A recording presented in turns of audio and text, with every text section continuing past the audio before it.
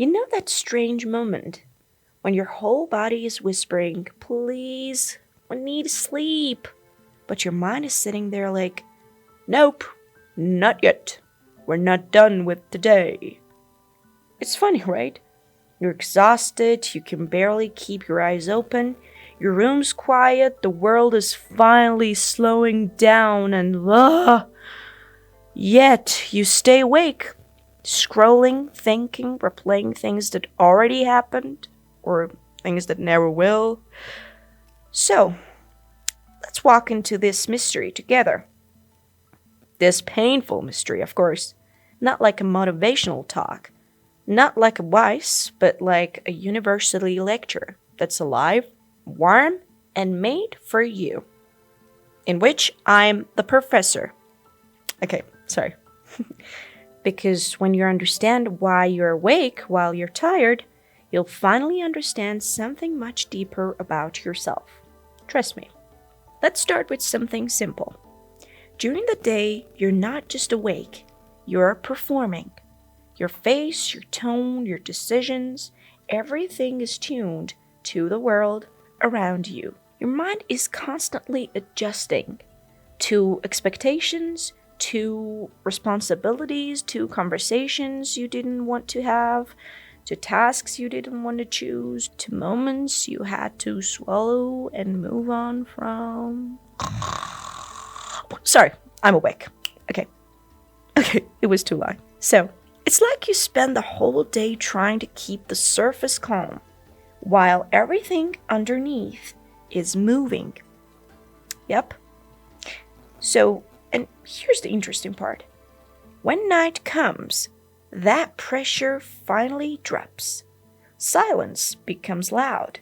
Your mind suddenly has space, and it immediately fills that space with everything it had postponed. Not because you're dramatic, not because you're overthinking, simply because this is the first moment your mind can finally breathe. And maybe that's why lying in bed doesn't feel restful to you.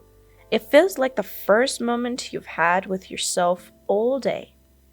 And once the mind enters that space, it triggers something deeper. Think about how your brain reacts when you're working on a puzzle. If one piece is missing, you can't stop thinking about it. You want closure. You want the picture to make sense. Now, imagine your day as the puzzle, with unfinished conversations, unanswered messages, decisions left for tomorrow, and emotions you didn't have time to process. So, when you finally get into bed, the mind sees all those missing pieces and goes, we can't rest yet. We still have things to solve. It's not trying to torture you. It's trying to protect the continuity of your experience.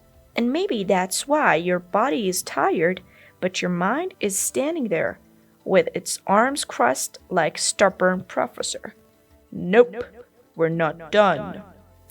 But there's another layer, one that's even more personal. Nighttime has something strange about it, something intimate. You're not being watched. You're not being evaluated. Nobody needs anything from you, and no one expects a smile, a reply, a performance. For many people, the night is the only time they feel ownership over their life. The world stops demanding, and you start choosing. Your room becomes a small country where you're finally the ruler. And after a long day of being tired, your mind wants to enjoy this freedom, even if your body is begging for sleep. That's why scrolling feels addictive. That's why random thoughts feel interesting. That's why everything suddenly becomes the right moment. It's not procrastination. It's a protest.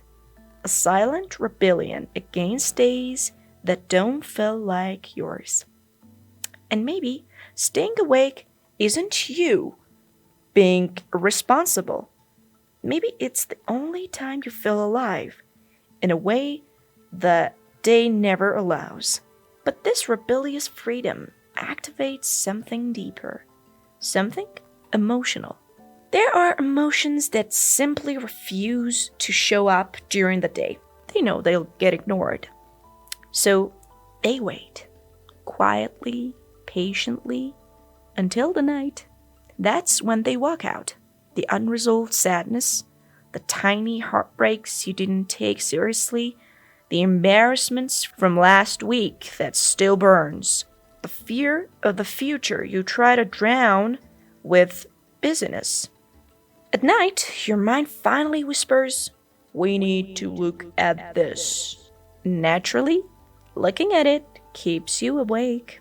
Your body might be done with the day, but your emotions haven't closed their files yet.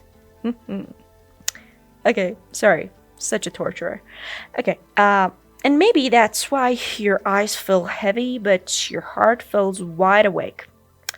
And all these layers create one final phenomenon, the one that keeps you awake the most. Sleep is surrender, a moment where your mind has to trust itself enough to let go. But if your thoughts feel scattered, your feelings feel unprocessed, your day felt overwhelming, or the next day feels unpredictable, your mind resists that surrender. It doesn't want to lose control when it hasn't balanced yet. So it stays awake, not to harm you, but to hold on, to keep the system stable, until things feel safe enough to release. And maybe you're not a night owl. Maybe you're just someone whose mind hasn't felt safe enough to rest. So, next time you're lying there, tired but awake, don't call yourself lazy or broken or undisciplined. You're simply human. A human with a mind that thinks deeply, feels intensely, and tries every night to make sense of a world that moves too fast. You're not failing at sleep. You're surviving your own depth. And trust me, the moment you understand your mind, you take your first real step toward resting, not just sleeping. Stay with us, because the human mind is just beginning here. And in the end, the fact really does affect, doesn't it?